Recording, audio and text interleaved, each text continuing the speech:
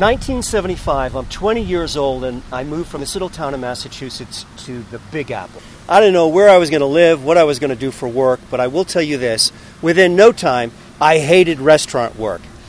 I met some people who then taught me how to define space, manipulate space, really, jerk air. In other words, these people taught me how to do mime.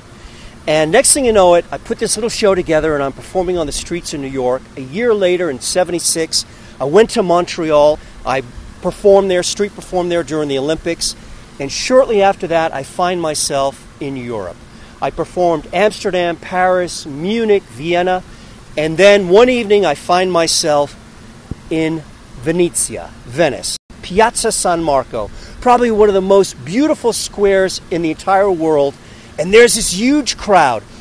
In Piazza San Marco in the evening, they have this little ceremony where the military comes out and they lower the flags. And I'm thinking to myself, big crowd, as soon as they're done, I start street performing. I'll use that crowd.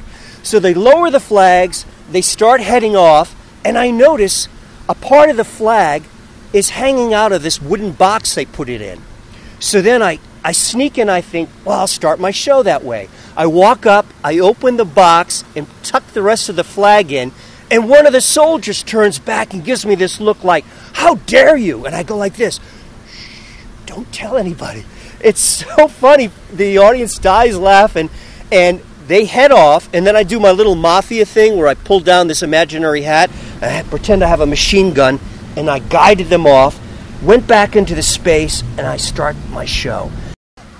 Big, massive crowd, and all of a sudden this guy in a sports coat comes out, grabs my shirt, and then this other guy grabs my hand, and they pull out badges. They're cops.